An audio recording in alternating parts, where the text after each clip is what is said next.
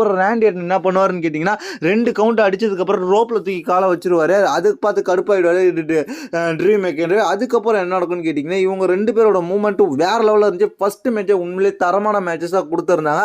அதுக்கப்புறம் என்ன நடக்கும்னு கேட்டிங்கன்னா ஜெல்லி ரோல்கிட்ட போய் லோகன் பால் சண்டை வளர்ப்பாரு. அவங்க 2 பேரும் அடிச்சுக்க ஆரம்பிப்பாங்க. தள்ளி பார்ப்பாரு. லோகன் பால் வந்து கடுப்பாய் ஜெல்லி ரோல் லோகன் பாலை பிடிச்சி ஒரு தழுதல் வரை கீழே விழுந்துரு. ட்ரீம் மேக்கர் வேடிக்கை பார்த்துக்கிட்டு இருப்பார். அந்த நேரத்தில் ட்ரீம் மேக்கர் திருப்பி விட்டு ஒரு ஆர்கே போட்டு மேட்சை முடிச்சு வின் பண்ணிடுவார் ரேண்டி ஆர்டன். இந்த மேட்ச்சில் வந்து வின் பண்ணதுக்கப்புறம் என்ன நடக்கும்னு கேட்டிங்கன்னா ரேண்டி ஆர்டன் செலிப்ரேஷன் பண்ணிக்கிட்டு இருப்பார். கீழே ஜெல்லி ரோல் இருப்பார்.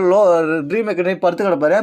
அந்த இடத்துல லோகன் பால் வந்து அட்டாக் பண்ணுவார் ரேண்டி ஆர்டன் அட்டாக் பண்ணுறத பார்த்தீங்கன்னா ஜெல்லி ரோல் உள்ற வந்து லோகன் பால் அடிச்சு வெளில தள்ளி விடுவார். அதுக்கப்புறம் வந்து கீழே போன ட்ரீம் மேக்கர் திருப்பி உள்ற வந்து ரேண்டி ஆர்டனுக்கு என்னாச்சுன்னு பார்த்துக்கிட்டு இருந்த ஜெல்லி ரோலுக்கு அப்படியே ஒரு கில்மரைக்கு கூடுவார். கில்மரைக்கு விட்டுட்டு அப்படியே அவர்கிட்ட ஆக்ரோஷம் பேசுவார். அதுக்கப்புறம் என்ன நடக்கும் கேட்டிங்கன்னா பேக் ஸ்டேஜில் உள்ள அஃபிஷியல்லாம் வந்து பார்ப்பாங்க ஜெல்லி ரோலுக்கு என்னாச்சுன்னு. அவர் என்ன ரெஸ்ட்